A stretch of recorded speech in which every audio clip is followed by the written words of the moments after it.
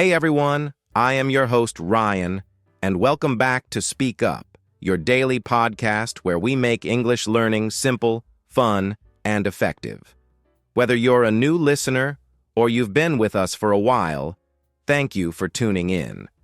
Today, we're talking about something that every English learner wants to achieve, but very few actually understand: how to train your brain to think in English. Imagine speaking without translating, understanding sentences instantly, and reacting in English like it's your native language. Sounds amazing, right? But here's the thing. Most people are stuck using old methods that actually slow them down. Absolutely, Ryan. Hello, everyone. I am your co-host, Priya. Thank you for joining us today again.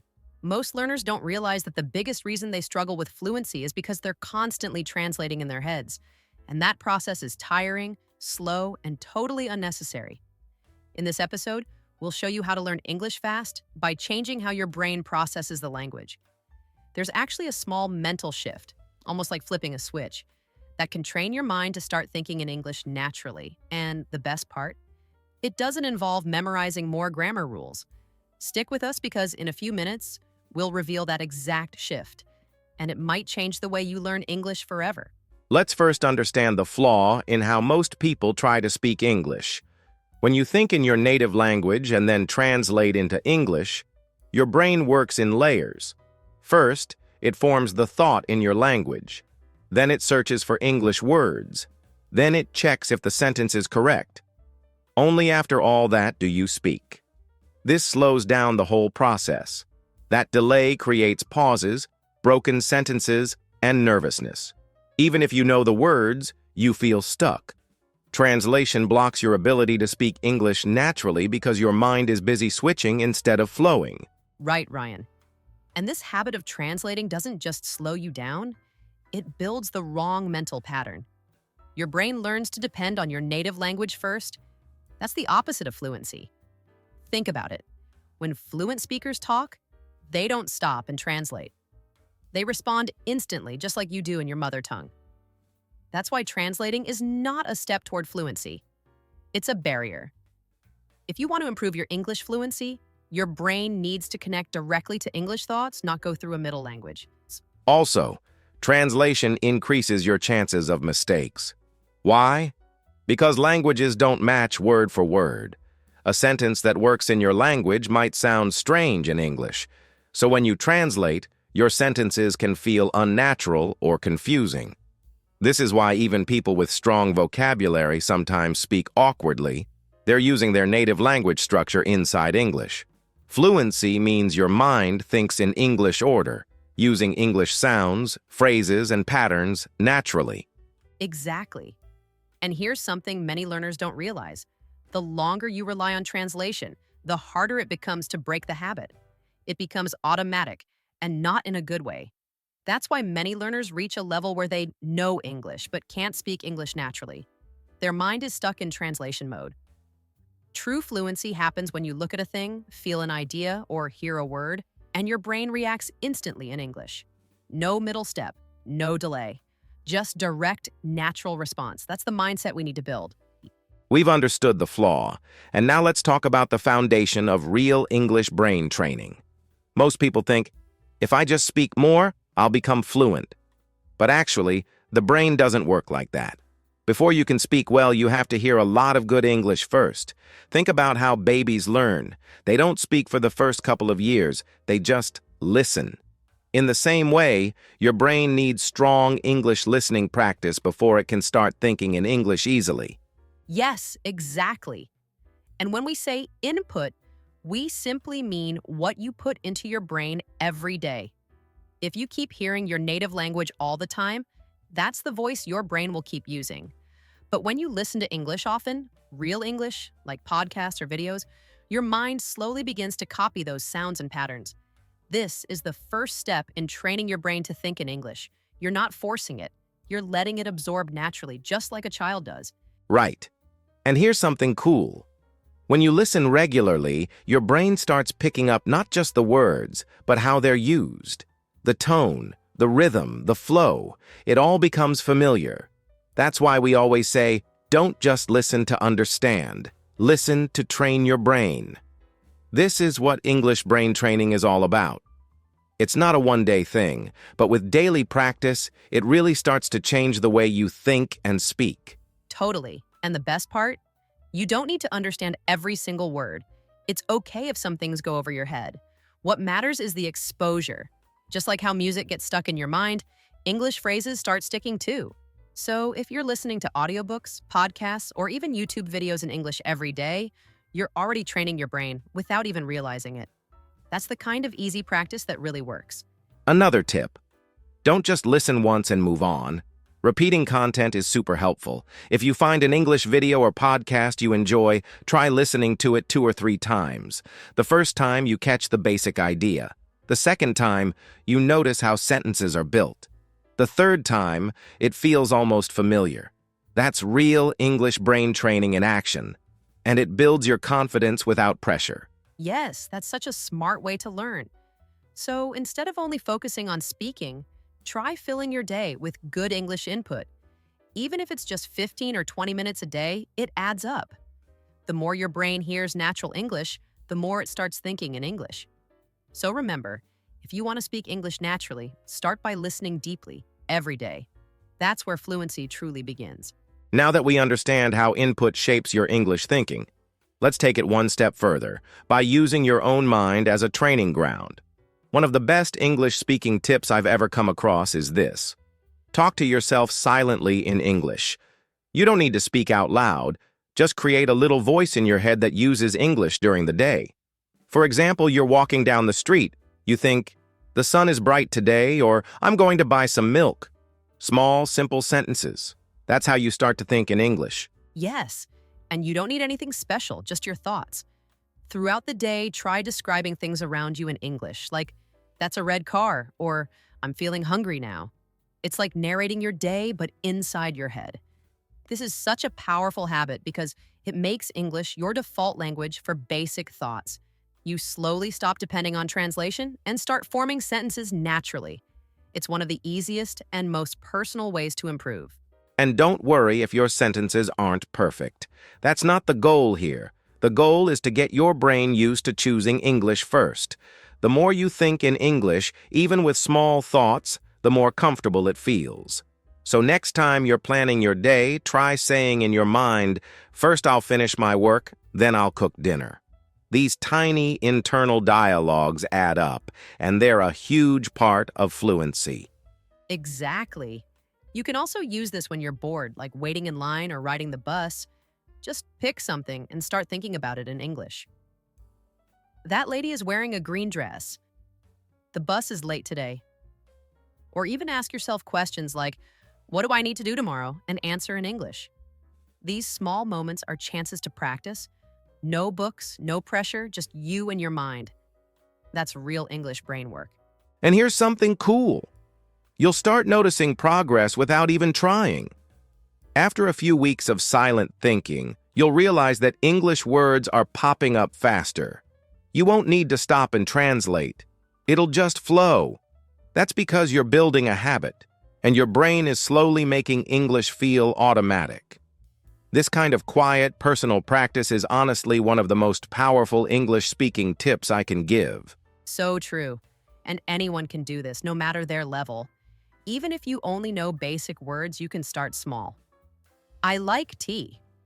"It's cold today." Over time, your sentences will grow. Just keep doing it every day. Make English the language you think in, not just the language you learn. Because when English becomes part of your thoughts, speaking it becomes so much easier and so much more natural. All right, so now you've got this habit of thinking in English. But here's the big question. What exactly are you thinking with? Let's talk about vocabulary. If you want to learn English fast, you need the right words to work with. And I'm not talking about learning random words from a dictionary. I mean practical real-life vocabulary, words you actually use, like the things around your home, the emotions you feel, or the actions you do daily. These are the building blocks of everyday English thought. Exactly. One of the best ways to improve English vocabulary is by learning in categories. Think about what you do every day: waking up, eating, working, traveling. Learn the words and phrases related to each of those things. For example, For getting ready in the morning, you learn. Brush my teeth, take a shower, make breakfast. This makes it easier for your brain to find and use those words when you're thinking or speaking. It's faster and more natural. That's called chunking, by the way. It's a super effective method. Instead of learning just one word like shower, you learn the full chunk. I need to take a shower. Or, she's taking a shower now. Your brain stores that entire phrase, not just the word. So when you're thinking in English, you don't have to build sentences word by word. You just pull out the whole phrase, and that saves time and effort. It literally speeds up your brain. And that speed makes a huge difference. You don't feel stuck. You're not pausing to think, what's the word for this, Matt? Because your brain already has the words it needs, organized and ready. That's how you learn English fast and use it smoothly. So next time you're learning vocabulary, don't just collect random words, build chunks. Think in phrases like, I'm feeling tired, or let's grab some lunch. That's real-world English. Also, keep reviewing what we call your active vocabulary. These are the words you can actually use, not just recognize. If a word only lives in your notebook, it won't help you think faster. But if you repeat it, use it in a sentence, and include it in your thoughts, that word becomes part of your active brain system, and the more active vocabulary you have, the faster and clearer your English thinking becomes. That's real English brain training. Yes. So don't just aim to memorize lists. Aim to use the words in your mind every day. Describe your actions. I'm closing the window.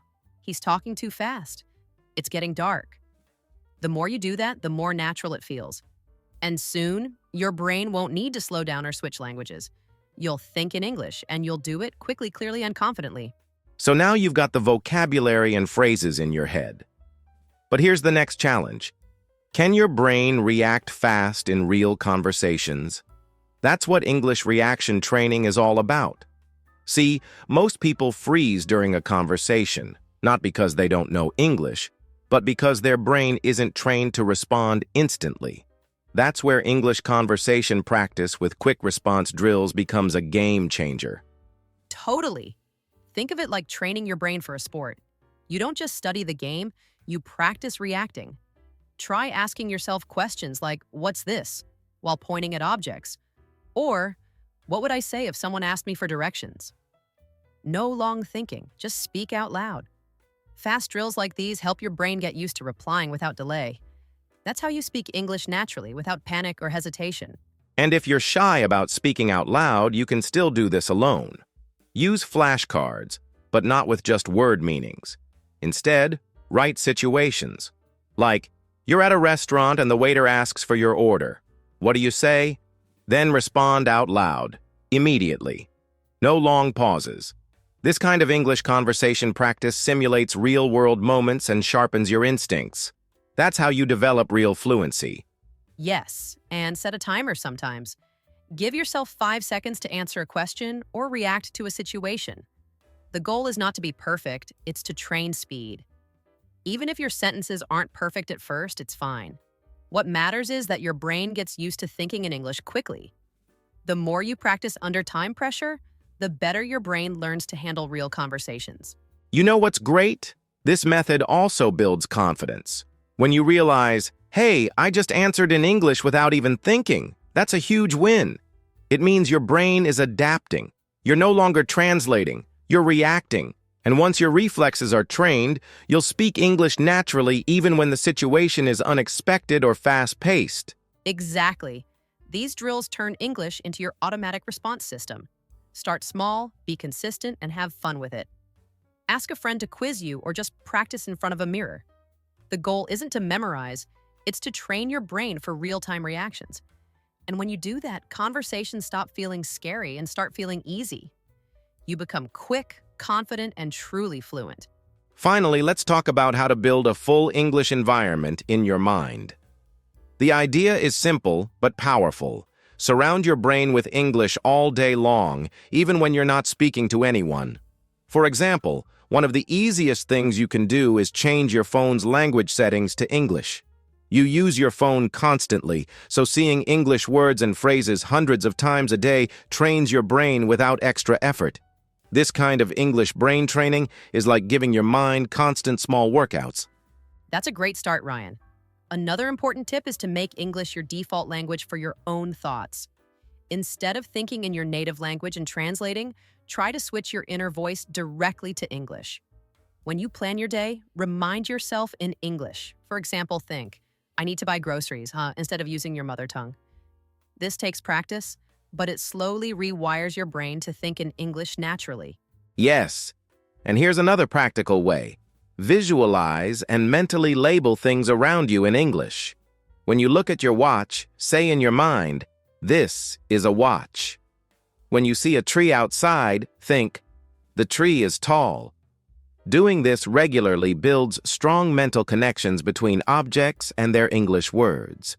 Over time, this constant mental labeling makes English your default language inside your head.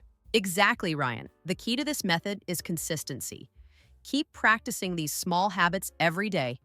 You don't need a teacher or native speakers around. Your brain will learn to live in English all the time.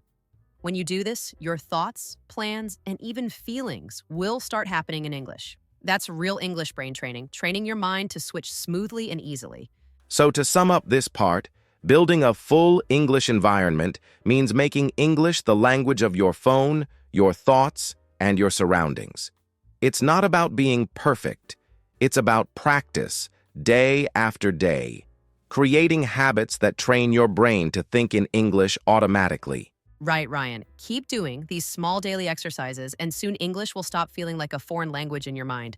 Instead, it will become your natural way of thinking. That's the true goal, and it's totally possible for you. Thank you so much for listening, whether you're new here or coming back again. Keep practicing, keep believing in yourself, and don't forget, your brain can learn to think in English, just like any skill. If you enjoyed this episode, please like, share, and subscribe to Speak Up. We'll see you next time with more simple and powerful English speaking tips.